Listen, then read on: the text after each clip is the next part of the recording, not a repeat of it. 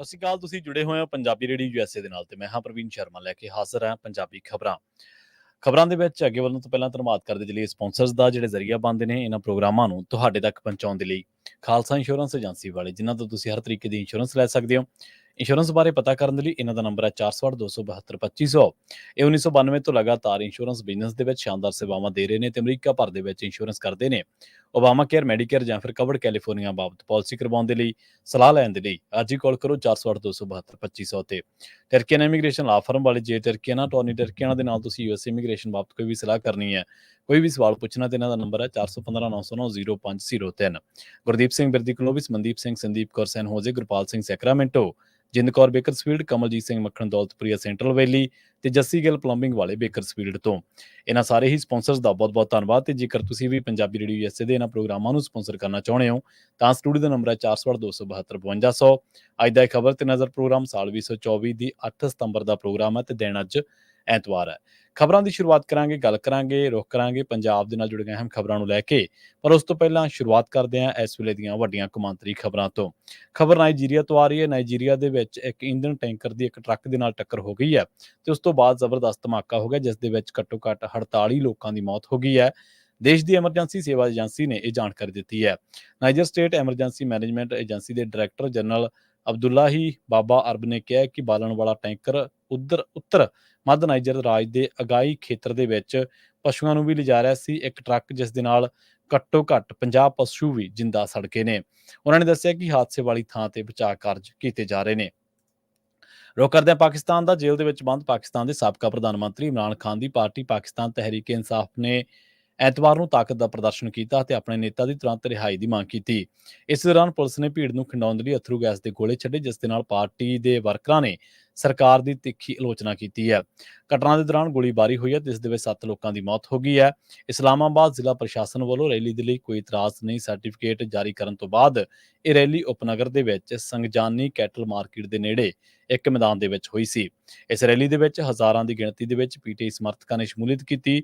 ਇਸ ਨੇ ਸਾਬਤ ਕਰ ਦਿੱਤਾ ਹੈ ਕਿ ਪਾਰਟੀ ਦੇ 71 ਸਾਲਾ ਬਾਨੀ ਖਾਨ ਦੀ ਕੈਦ ਸਮੇਤ ਸਾਰੀਆਂ ਰੁਕਾਵਟਾਂ ਦੇ ਬਾਵਜੂਦ ਪਾਰਟੀ ਦਾ ਆਧਾਰ ਬਰਕਰਾਰ ਹੈ। ਇਮਰਾਨ ਖਾਨ ਨੂੰ ਪਿਛਲੇ ਸਾਲ 5 ਅਗਸਤ ਨੂੰ ਤੋਸ਼ਾਖਾਨਾ ਭ੍ਰਿਸ਼ਟਾਚਾਰ ਮਾਮਲੇ ਦੇ ਵਿੱਚ ਦੋਸ਼ੀ ਕਰਾਰ ਦਿੱਤੇ ਜਾਣ ਤੋਂ ਬਾਅਦ ਗ੍ਰਿਫਤਾਰ ਕੀਤਾ ਗਿਆ ਸੀ। ਉਦੋਂ ਤੋਂ ਉਹ ਵੱਖ-ਵੱਖ ਮਾਮਲਿਆਂ ਦੇ ਵਿੱਚ ਜੇਲ੍ਹ ਦੇ ਵਿੱਚ ਹੈ। ਇਮਰਾਨ ਖਾਨ ਨੂੰ ਜੇਲ੍ਹ ਦੇ ਵਿੱਚ 400 ਤੋਂ ਵੱਧ ਦਿਨ ਬੀਤ ਚੁੱਕੇ ਨੇ। ਅਗਲੀ ਖਬਰ ਦੇ ਵੱਲ ਵਧਦੇ ਹਾਂ, ਰੁਖ ਕਰਦੇ ਹਾਂ ਸੁਡਾਨ ਦਾ। ਸੰਯੁਕਤ ਰਾਸ਼ਟਰ ਦੇ ਇੱਕ ਸੀਨੀਅਰ ਅਧਿਕਾਰੀ ਨੇ ਦੱਸਿਆ ਕਿ ਸੁਡਾਨ ਦੇ ਵਿੱਚ 16 ਮਹੀਨਿਆਂ ਤੋਂ ਵੱਧ ਲੰਬੇ ਯੁੱਧ ਦੇ ਵਿੱਚ ਹੁਣ ਤੱਕ 20,000 ਤੋਂ ਵੱਧ ਲੋਕ ਮਾਰੇ ਗਏ ਨੇ। ਉੱਤਰ ਪੂਰਬੀ ਅਫਰੀਕੀ ਦੇਸ਼ ਦੇ ਵਿੱਚ ਵਿਨਾਸ਼ਕਾਰੀ ਸੰਘਰਸ਼ ਦੇ ਵਿਚਕਾਰ ਇਹ ਅੰਕੜੇ ਹੈਰਾਨ ਕਰ ਦੇਣ ਵਾਲੇ ਨੇ। ਵਿਸ਼ਵ ਸਿਹਤ ਸੰਗਠਨ WHO ਦੇ ਡਾਇਰੈਕਟਰ ਜਨਰਲ ਟੈਡਰੋਸ ਅਡਾਨੋਮ ਨੇ ਇਹ ਗੱਲ ਦੱਸੀ ਹੈ ਕਿ ਉਹਨਾਂ ਨੇ ਜਦੋਂ ਪ੍ਰੈਸ ਕਾਨਫਰੰਸ ਕਰ ਰਹੇ ਸਨ, ਉਹਨਾਂ ਨੇ ਦੱਸਿਆ ਕਿ ਪੋਰਟ ਸੁਡਾਨ ਅੰਤਰਰਾਸ਼ਟਰੀ ਤੌਰ ਤੇ ਮਾਨਤਾ ਪ੍ਰਾਪਤ ਫੌਜੀ ਸਮਰਥਿਤ ਸਰਕਾਰ ਦੀ ਸੀਟ ਵਜੋਂ ਕੰਮ ਕਰਦਾ। ਉਹਨਾਂ ਨੇ ਕਿਹਾ ਕਿ ਸੁਡਾਨ ਦੇ ਵਿੱਚ ਚੱਲ ਰਹੀ ਜੰਗ ਦੇ ਵਿੱਚ ਮਰਨ ਵਾਲਿਆਂ ਦੀ ਗਿਣਤੀ ਵੱਧ ਵੀ ਹੋ ਸਕਦੀ ਹੈ। ਟੈਡਰੋਸ ਨੇ ਸੁਡਾਨ ਦੀ ਆਪਣੀ 2 ਦਿਨਾਂ ਯਾਤਰਾ ਦੀ ਸਮਾਪਤੀ ਤੇ ਇਹ ਗੱਲ ਕਹੀ ਹੈ। ਟੈਡਰੋਸ ਨੇ ਕਿਹਾ ਕਿ ਸੁਡਾਨ ਸੰਕਟ ਦੇ ਭਿਆਨਕ ਤੂਫਾਨ ਦਾ ਸਾਹਮਣਾ ਕਰ ਰਿਹਾ। ਉਹਨਾਂ ਕਿਹਾ ਕਿ ਸੁਡਾਨ ਦੇ ਵਿੱਚ ਐਮਰਜੈਂਸੀ ਦੀ ਸਥਿਤੀ ਹੈਰਾਨ ਕਰ ਦੇਣ ਵਾਲੀ ਹੈ ਤੇ ਸੰਘਰਸ਼ ਨੂੰ ਰੋਕਣ ਦੇ ਲਈ ਕੀਤੀਆਂ ਜਾ ਰਹੀਆਂ ਕਾਰਵਾਈਆਂ ਨਾਕਾਫੀ ਨੇ। ਸੁਡਾਨ ਦੇ ਵਿੱਚ ਪਿਛਲੇ ਸਾਲ ਅਪ੍ਰੈਲ ਦੇ ਵਿੱਚ ਉਸ ਵੇਲੇ ਅਰਾਜਕਤਾ ਫੈਲ ਗਈ ਸੀ ਜਦੋਂ ਫੌਜ ਅਤੇ ਇੱਕ ਸ਼ਕਤੀਸ਼ਾਲੀ ਨੀਮ ਫੌਜੀ ਸਮੂਹ ਰੈਪਿਡ ਸਪੋਰਟ ਫੋਰਸਿਸ ਦੇ ਵਿਚਕਾਰ ਵਧਦੇ ਤਣਾਅ ਨੇ ਦੇਸ਼ ਵਿਆਪੀ ਯੁੱਧ ਦਾ ਰੂਪ ਲੈ ਲਿਆ ਸੀ।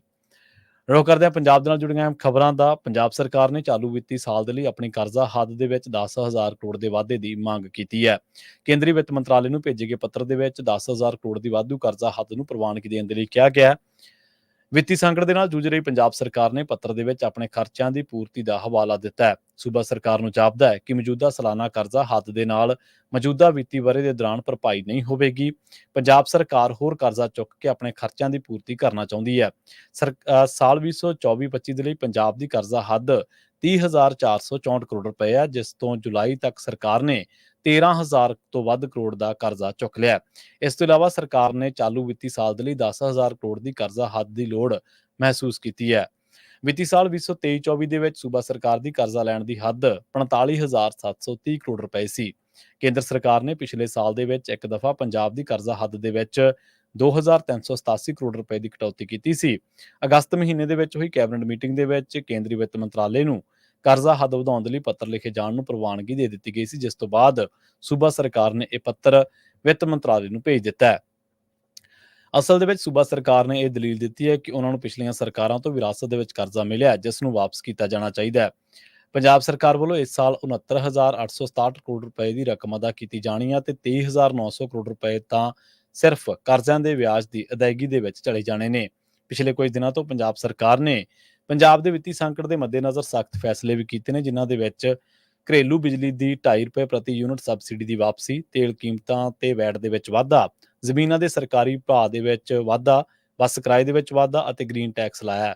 ਪੰਜਾਬ ਸਰਕਾਰ ਨੂੰ ਮਾਲੀਆ ਪ੍ਰਾਪਤੀਆਂ ਦੇ ਵਿੱਚ ਵਾਧੇ ਤੋਂ ਤਾਂ ਤਸੱਲੀ ਹੈ, ਪਰ ਸਰਕਾਰ ਦੇ ਖਰਚਿਆਂ ਦੇ ਵਿੱਚ ਤੇਜ਼ੀ ਦੇ ਨਾਲ ਵਾਧਾ ਹੋ ਰਿਹਾ ਹੈ। ਆਮਦਨ ਅਤੇ ਖਰਚ ਦੇ ਵਿੱਚ ਖੱਪਾ ਵਧਦਾ ਜਾ ਰਿਹਾ। ਸਰਕਾਰ ਦੀ ਵੱਡੀ ਚਿੰਤਾ ਮੁਲਾਜ਼ਮਾਂ ਨੂੰ ਸਮੇਂ ਸਿਰ ਤਨਖਾਹਾਂ ਦੇਣ ਦੀ ਹੈ। ਅਗਸਤ ਮਹੀਨੇ ਦੀ ਤਨਖਾਹ 4 ਸਤੰਬਰ ਨੂੰ ਦਿੱਤੀ ਜਾ ਸਕਦੀ ਹੈ। ਮੁੱਖ ਮੰਤਰੀ ਭਗਵੰਤ ਮਾਨ ਨੇ ਪਿਛਲੇ ਦਿਨਾਂ ਤੋਂ ਵਿੱਤੀ ਸੰਕਟ ਦੇ ਮੱਦੇਨਜ਼ਰ ਕਮਾਨ ਆਪਣੇ ਹੱਥ ਲੈ ਲਈ ਹੈ, ਪਰ ਪੰਜਾਬ ਦੇ ਵਿੱਤ ਨੂੰ ਲੈ ਕੇ ਵਿੱਤ ਮੰਤਰੀ ਹਰਪਾਲ ਸਿੰਘ ਚੀਮਾ ਦੇ ਲਈ ਇਹ ਪਰਖ ਦੀ ਘੜੀ ਹੈ। ਸੂਬਾ ਸਰਕਾਰ ਨੇ ਵੱਖ-ਵੱਖ ਵਿਭਾਗਾਂ ਨੂੰ ਪੱਤਰ ਲਿਖ ਕੇ ਮੌਜੂਦ ਪਏ ਫੰਡਾਂ ਦੇ ਵੇਰਵੇ ਵੀ ਪੁੱਛੇ ਨੇ। ਪੁੱਡਾ ਨੇ ਵੀ ਸੂਬੇ ਭਰ ਦੇ ਵਿੱਚ ਆਪਣੀਆਂ ਜਾਇਦਾਦਾਂ ਦੀ ਨਿਲਾਮੀ ਦੀ ਮੁਹਿੰਮ ਵਿੱਢੀ ਹੋਈ ਹੈ। ਇੱਥੇ ਵੀ ਦੱਸ ਦਈਏ ਕਿ ਕੈਗ ਦੀ ਜਿਹੜੀ ਰਿਪੋਰਟ ਆਈ ਸੀ ਉਹਦੇ ਮੁਤਾਬਕ ਪੰਜਾਬ ਸਰਕਾਰ ਨੂੰ 3500 ਕਰੋੜ ਰੁਪਈਆ ਅਜਿਹਾ ਜਿਹੜਾ ਉਹਨੂੰ ਲੱਭ ਨਹੀਂ ਰਿਹਾ ਕਿ ਉਹਨੇ ਖਰਚਾ ਕੀਤਾ ਹੈ। ਅਕਾਊਂਟਸ ਦੇ ਵਿੱਚ ਇੰਨੀ ਕੁ ਜਿਹੜੀ ਆ ਉਹ ਫੇਰ ਬਦਲ ਦੇਖੇ ਜਾ ਸਕਦੇ ਨੇ। ਅਕਾਊਂਟਸ ਦੇ ਵਿੱਚ ਇੰਨੇ ਕੁ ਕਪੜਾ ਕਹਿ ਲਓ ਜਾਂ ਕਹਿ ਲਓ ਕਿ ਗਵਾਚਿਆ ਜਾਂ ਕਹਿ ਲਓ ਕਿ ਹਿਸਾਬ ਦੇ ਵਿੱਚ ਫਰਕ ਹੈ। 3500 ਕਰੋੜ ਰੁਪਏ ਦਾ ਪਤਾ ਨਹੀਂ ਲੱਗ ਰਿਹਾ। ਉਹ ਖੱਪਾ ਪੂਰਨਾ ਔਖਾ ਹੋਇਆ ਪਿਆ ਤੇ ਇਸ ਬਾਬਤ ਪੰਜਾਬ ਸਰਕਾਰ ਕੋਲੇ ਕੋਈ ਤਸੱਲੀ ਬਖਸ਼ ਜਵਾਬ ਵੀ ਨਹੀਂ ਹੈ। ਕੇਂਦਰੀ ਵਿੱਤ ਮੰਤਰਾਲੇ ਨੇ ਕਰਜ਼ਾ ਹੱਦ ਦੇ ਵਿੱਚ ਵਾਧੇ ਲਈ ਕੋਈ ਹੁੰਗਾਰਾ ਨਾ ਭਰਿਆ ਤਾਂ ਮੁੱਖ ਮੰਤਰੀ ਭਗਵੰਤ ਮਾਨ ਨੇ ਇਹ ਮਸਲਾ ਪ੍ਰਧਾਨ ਮੰਤਰੀ ਕੋਲ ਨਰਿੰਦਰ ਮੋਦੀ ਕੋਲ ਵੀ ਉਠਾ ਸਕਦੇ ਨੇ। ਇੱਕ ਉੱਚ ਅਧਿਕਾਰੀ ਨੇ ਦੱਸਿਆ ਕਿ ਕੇਂਦਰ ਨੇ ਪੰਜਾਬ ਦੀ ਕੌਮੀ ਸਿਹਤ ਮਿਸ਼ਨ ਅਤੇ ਪੇਂਡੂ ਵਿਕਾਸ ਫੰਡ ਦੇ ਬਕਾਏ ਜਾਰੀ ਨਹੀਂ ਕੀਤੇ ਅਤੇ ਜੀਐਸਟੀ ਦੇ ਲਾਗੂ ਹੋਣ ਤੋਂ ਬਾਅਦ ਮੁਆਵਜ਼ਾ ਵੀ ਬੰਦ ਕਰ ਦਿੱਤਾ ਹੈ। ਇਸੇ ਤਰ੍ਹਾਂ 15ਵੇਂ ਵਿੱਤ ਕਮਿਸ਼ਨ ਦੁਆਰਾ ਦਿੱਤੀ ਗਈ ਮਾਲੀਆ ਘਾਟਾ ਗ੍ਰਾਂਟ ਚਾਲੂ ਵਿੱਤੀ ਸਾਲ ਦੇ ਲਈ ਘਟ ਕੇ ਸਿਰਫ 1,995 ਕਰੋੜ ਰੁਪਏ ਰਹਿ ਗਈ ਹੈ। ਵੱਧਦੇ ਅਗਲੀ ਖਬਰ ਦੇ ਵੱਲ ਗੱਲ ਕਰਦੇ ਹਾਂ ਪੰਜਾਬ ਦੇ ਸਰਕਾਰੀ ਹਸਪਤਾਲਾਂ ਅਤੇ ਡਿਸਪੈਂਸਰੀਆਂ ਦੇ ਵਿੱਚ ਡਾਕਟਰਾਂ ਦੀ ਹੜਤਾਲ ਦੀ। ਪੰਜਾਬ ਦੇ ਸਰਕਾਰੀ ਹਸਪਤਾਲਾਂ, ਡਿਸਪੈਂਸਰੀਆਂ ਅਤੇ ਸਿਹਤ ਕੇਂਦਰਾਂ ਦੇ ਵਿੱਚ ਡਾਕਟਰਾਂ ਦੀ ਹੜਤਾਲ ਅੱਜ ਸ਼ੁਰੂ ਹੋ ਗਈ ਹੈ, ਜਿਸ ਕਰਕੇ ਮਰੀਜ਼ਾਂ ਨੂੰ ਭਾਰੀ ਪਰੇਸ਼ਾਨੀਆਂ ਦਾ ਸਾਹਮਣਾ ਕਰਨਾ ਪਵੇਗਾ। ਸਰਕਾਰੀ ਡਾਕਟਰਾਂ ਦੀ ਜਥੇਬੰਦੀ Punjab civil medical services association ਨੇ ਆਪਣੇ ਸਾਰੇ ਜ਼ਿਲ੍ਹਿਆਂ ਦੇ ਅਹੁਦੇਦਾਰਾਂ ਦੇ ਨਾਲ ਮੀਟਿੰਗ ਕਰਕੇ 9 ਸਤੰਬਰ ਤੋਂ ਹੜਤਾਲ ਸ਼ੁਰੂ ਕਰਨ ਦਾ ਐਲਾਨ ਕੀਤਾ ਹੋਇਆ ਹੈ। ਐਸੋਸੀਏਸ਼ਨ ਦੇ ਪ੍ਰਧਾਨ ਡਾਕਟਰ ਅਖਿਲ ਸਰੀਨ ਨੇ ਦੱਸਿਆ ਕਿ ਜਥੇਬੰਦੀ ਵੱਲੋਂ ਹੜਤਾਲ ਦੇ ਵਿੱਚ ਥੋੜੀ ਤਬਦੀਲੀ ਕਰਦਿਆਂ 9 ਤੋਂ 11 ਸਤੰਬਰ ਤੱਕ ਓਪੀਡੀ ਸੇਵਾਵਾਂ ਸਵੇਰੇ 8 ਵਜੇ ਤੋਂ ਲੈ ਕੇ 11 ਵਜੇ ਤੱਕ ਬੰਦ ਰੱਖੀਆਂ ਜਾਣਗੀਆਂ, ਜੋ ਕਿ 11 ਵਜੇ ਤੋਂ 2 ਵਜੇ ਤੱਕ ਚੱਲਣਗੀਆਂ। ਇਹਨਾਂ 3 ਦਿਨਾਂ ਦੇ ਵਿੱਚ ਸਿਰਫ ਸਰਜਰੀਅਨ ਅਤੇ ਐਮਰਜੈਂਸੀ ਸੇਵਾਵਾਂ ਹੀ ਜਾਰੀ ਰਹਿਣਗੀਆਂ। ਡਰਾਈਵਿੰਗ ਲਾਇਸੈਂਸ ਅਤੇ ਹਥਿਆਰਾਂ ਦੇ ਲਾਇਸੈਂਸ ਦੇ ਲਈ ਮੈਡੀਕਲ, ਜਨਰਲ ਮੈਡੀਕਲ ਅਤੇ ਭਰਤੀ ਸੰਬੰਧੀ ਮੈਡੀਕਲ ਅਤੇ ਡੋਪ ਟੈਸਟ ਨਹੀਂ ਕੀਤੇ ਜਾਣਗੇ। ਇਸ ਦੇ ਨਾਲ ਕੋਈ ਵੀ ਵੀਆਈਪੀ ਡਿਊਟੀ ਨਹੀਂ ਕੀਤੀ ਜਾਵੇਗੀ। ਇਸ ਵੇਲੇ ਦੀ ਸਿਆਸੀ ਹਲਕਿਆਂ ਦੇ ਵਿੱਚ ਚਰਚਾ ਇੱਕ ਹੋਰ ਖਬਰ ਨੂੰ ਲੈ ਕੇ ਆ। ਪਤਾ ਲੱਗਿਆ ਕਿ ਆਮ ਆਦਮੀ ਪਾਰਟੀ ਨੂੰ ਪਿਹੋਵਾ, ਫਰੀਦਾਬਾਦ, ਗੁੜਗਾਉਂ, ਜੀਂਦ, ਕਲਾਇਤ, ਪਾਣੀਪਤ ਦਿਹਾਤੀ ਸੀਟ ਦਿੱਤੀ ਜਾ ਸਕਦੀ ਹੈ। ਇਸ ਤੋਂ ਇਲਾਵਾ ਸਮਾਜਵਾਦੀ ਪਾਰਟੀ ਨੂੰ ਹਥੀਨ ਅਤੇ ਸੋਨਾ ਸੀਟ ਦਿੱਤੀ ਜਾ ਸਕਦੀ ਹੈ। ਦੱਸਿਆ ਜਾ ਰਿਹਾ ਹੈ ਕਿ ਪਿਹੋਵਾ ਤੋਂ ਪੰਜਾਬ ਦੇ ਮੁੱਖ ਮੰਤਰੀ ਭਗਵੰਤ ਸਿੰਘ ਮਾਨ ਦੀ ਪਤਨੀ ਡਾਕਟਰ ਗੁਰਪ੍ਰੀਤ ਕੌਰ ਮਾਨ ਜਾਂ ਉਹਨਾਂ ਦੇ ਸਹੁਰੇ ਨੂੰ ਮੈਦਾਨ ਦੇ ਵਿੱਚ ਉਤਾਰਿਆ ਜਾ ਸਕਦਾ ਹੈ। ਕਲਾਇਤ ਤੋਂ ਆਪ ਦੇ ਸੀਨੀਅਰ ਆਗੂ ਅਨੁਰਾਗ ਢਾਂਡਾ ਨੂੰ ਚੋਣ ਮੈਦਾਨ ਦੇ ਵਿੱਚ ਵੀ ਉਤਾਰਿਆ ਜਾ ਸਕਦਾ ਹੈ। ਵੱਧਦੇ ਅਗਲੀ ਖਬਰ ਦੇ ਬਾਰੇ ਜਲੰਧਰ ਦੇ ਵਿੱਚ ਪਲਾਟ ਨੂੰ ਲੈ ਕੇ 2 ਵਿਅਕਤੀਆਂ ਦਾ ਬੇਰਹਿਮੀ ਦੇ ਨਾਲ ਕਤਲ ਕਰਨ ਦਾ ਮਾਮਲਾ ਸਾਹਮਣੇ ਆਇਆ। ਦੱਸਿਆ ਜਾ ਰਿਹਾ ਹੈ ਕਿ ਐਤਵਾਰ ਦੇਰ ਸ਼ਾਮ ਨੂੰ ਸ਼ਹਿਰ ਦੇ ਕਰਤਾਰਪੁਰ ਇਲਾਕੇ ਦੇ ਵਿੱਚ ਜ਼ਮੀਨੀ ਵਿਵਾਦ ਕਰਕੇ 2 ਜਣਿਆਂ ਦੀ ਮੌਤ ਹੋ ਗਈ ਹੈ। ਘਟਨਾ ਤੋਂ ਬਾਅਦ ਇਲਾਕੇ ਦੇ ਵਿੱਚ ਦਹਿਸ਼ਤ ਦਾ ਮਾਹੌਲ ਹੈ। ਫਿਲਹਾਲ ਪੁਲਿਸ ਨੇ ਕਾਤਲਾਂ ਨੂੰ ਕਾਬੂ ਕਰਕੇ ਘਟਨਾ ਦੀ ਜਾਂਚ ਸ਼ੁਰੂ ਕਰ ਦਿੱਤੀ ਹੈ। ਪਤਾ ਲੱਗਿਆ ਕਿ ਬਰਜਿੰਦਰ ਸਿੰਘ ਕਰਤਾਰਪੁਰ ਦੇ ਪਿੰਡ ਕਾਲਾ ਬਾਈਆ ਦੇ ਵਿੱਚ 11 ਮਰਲੇ ਦੇ ਪਲਾਟ ਤੇ ਆਪਣਾ ਮਕਾਨ ਬਣਾ ਰਿਹਾ ਸੀ।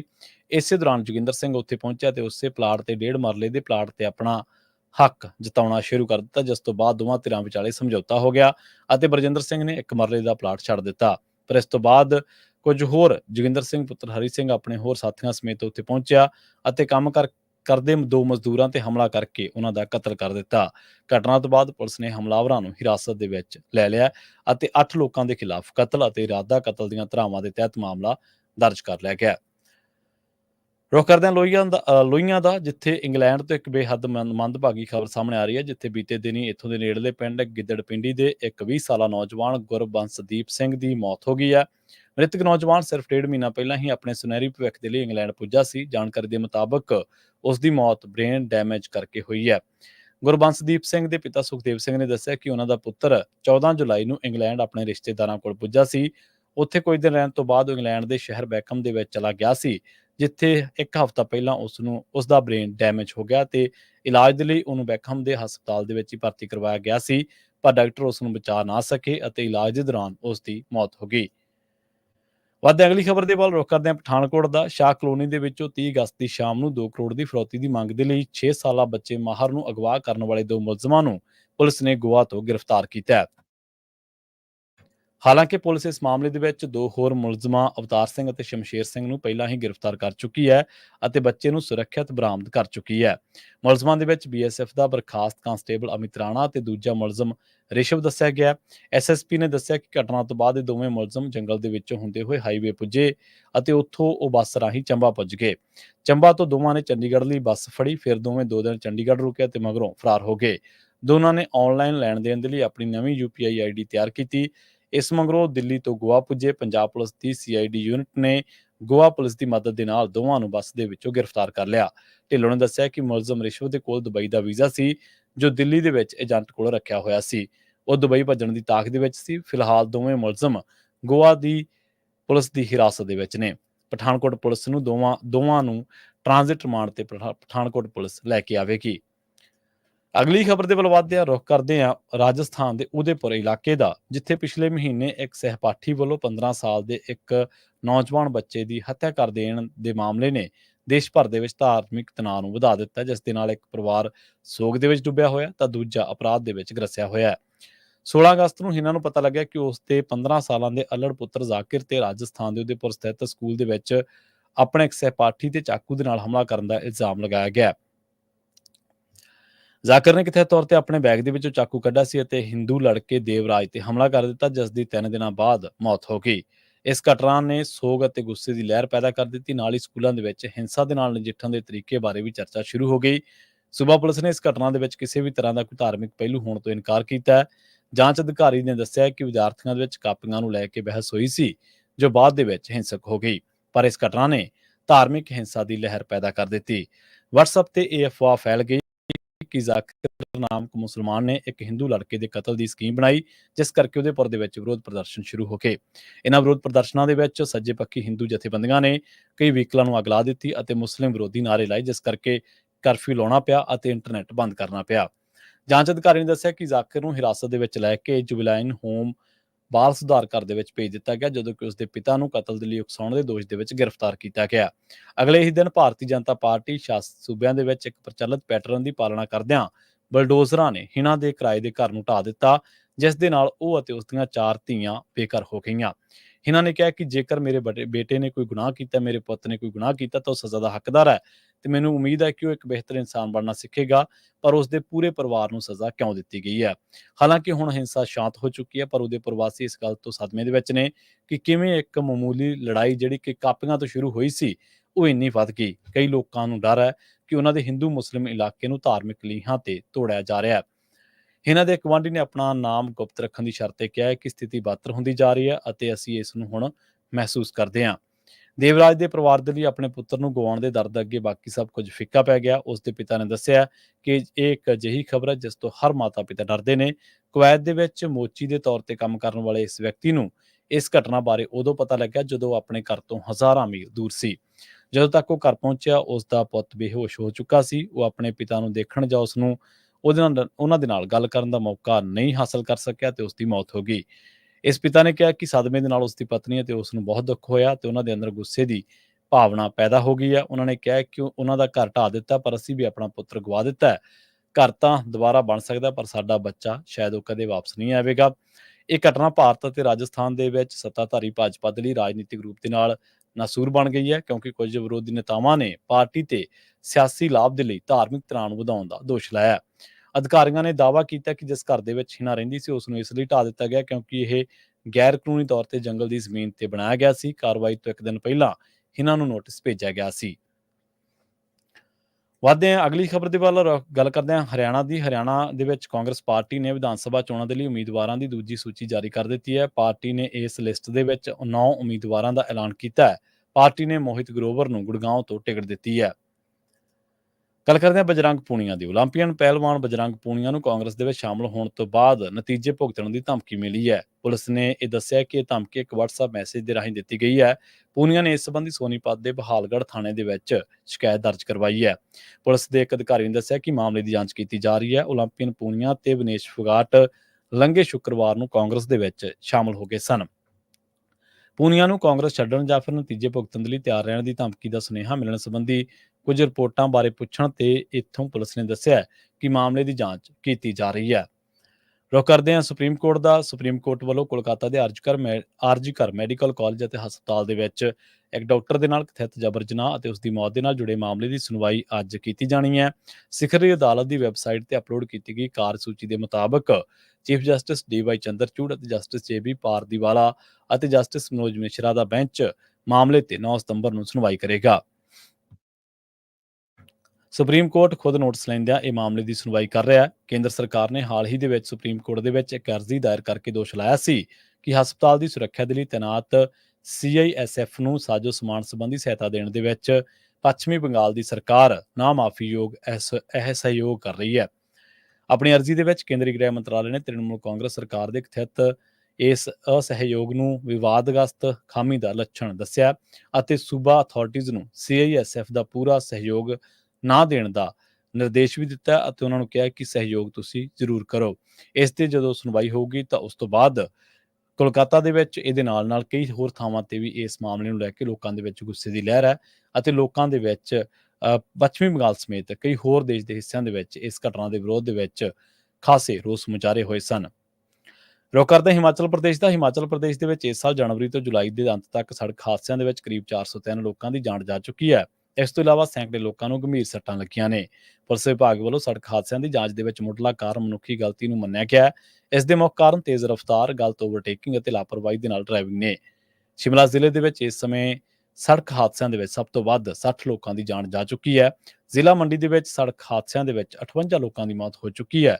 ਉਨਾ ਜ਼ਿਲ੍ਹੇ ਨੂੰ ਸੜਕ ਹਾਦਸਿਆਂ ਦੇ ਮਾਮਲੇ ਦੇ ਵਿੱਚ ਸੰਵੇਦਨਸ਼ੀਲ ਮੰਨਿਆ ਗਿਆ ਅਤੇ ਇੱਥੇ 45 ਲੋਕਾਂ ਦੀ ਜਾਨ ਜਾ ਚੁੱਕੀ ਹੈ। ਕਾਂਗੜਾ ਤੇ ਸਿਰਮੌਰ ਜ਼ਿਲ੍ਹਿਆਂ ਦੇ ਵਿੱਚ ਸੜਕ ਹਾਦਸਿਆਂ ਦੇ ਵਿੱਚ 43, ਚੰਬਾ ਦੇ ਵਿੱਚ 34, ਬੱਦੀ ਦੇ ਵਿੱਚ 25, ਕੁੱਲੂ ਦੇ ਵਿੱਚ 22, ਬਿਲਾਸਪੁਰ ਦੇ ਵਿੱਚ 19 ਅਤੇ ਕਿਨੌਰ ਦੇ ਵਿੱਚ 6, ਲਾਹੌਲ ਸਪੀਤੀ ਦੇ ਵਿੱਚ 5, ਹਮੀਰਪੁਰ ਦੇ ਵਿੱਚ 13, ਨੂਰਪੁਰ ਦੇ ਵਿੱਚ 15, ਸੋਲਨ ਦੇ ਵਿੱਚ ਵੀ 15 ਵਿਅਕਤੀਆਂ ਦੀ ਸੜਕ ਹਾਦਸਿਆਂ ਦੇ ਵਿੱਚ ਮੌਤ ਹੋ ਚੁੱਕੀ ਹੈ। ਇਸ ਦੇ ਨਾਲ ਹੀ ਪੰਜਾਬੀ ਖਬਰਾਂ ਦੇ ਇਸ ਬੁਲੇਟਿਨ ਦੇ ਵਿੱਚ ਹੁਣ ਤੱਕ ਲਈ ਬਸ ਇੰਨਾ ਹੀ। ਮੈਨੂੰ ਪ੍ਰਵੀਨ ਸ਼ਰਮਾ ਨੂੰ ਦਿੱਤੀ ਇਜਾਜ਼ਤ। ਜੁੜੇ ਰਹੋ ਪੰਜਾਬੀ ਰੇਡੀਓ USA ਦੇ ਨਾਲ। ਬਹੁਤ ਬਹੁਤ ਧੰਨਵਾਦ। ਸਤਿ ਸ੍ਰੀ ਅਕਾਲ।